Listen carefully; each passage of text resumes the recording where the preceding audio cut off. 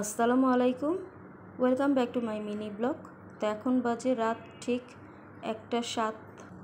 তো এই যে দেখুন বাইরে কিন্তু ঘুটঘুটে অন্ধকার, কিছুই কিন্তু দেখা যাচ্ছে না, অন্ধকার। তো এত রাতে আসলে খুব ক্ষুধা লেগেছে।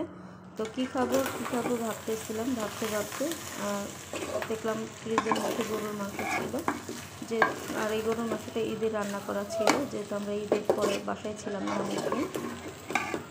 তো মাংস আর খাওয়া হয়নি তেমন। তো মাংস আর এই যে বাসায় খিচুড়িও ছিল।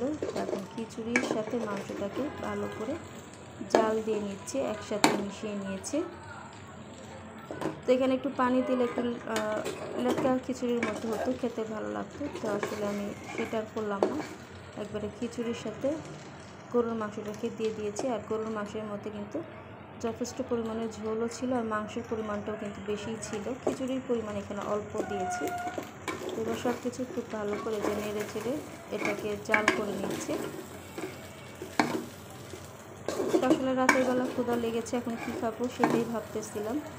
তো একদম শর্টকাট পদ্ধতিতেই এটাই ভাবলাম, এটাই সব থেকে সহজ হবে, তাই এটাই তৈরি করতেছি, গরুর মাংস দিয়ে খিচুড়ি। তো এই যে আমার এটা হয়ে গেছে, তো আমি এটা এখন সার্ভ করে দিয়েছি। তো এই যে খিচুড়িটা রেডি হয়ে গেছে, আর এর সাথে আমি এখানে একটু মিষ্টি আচার নিয়েছি। আর এই যে দুপুরবেলায় মিষ্টি কুমড়া ভাজি করেছিলাম, তো সেইটা দিয়ে মিষ্টি আচারের ঝোল দিয়ে খেতে কিন্তু বেশ ভালোই লাগতেছে। আর খিচুড়ি গরুর মাংস দুটোই কিন্তু খেতে খুবই মজা হয়েছিল।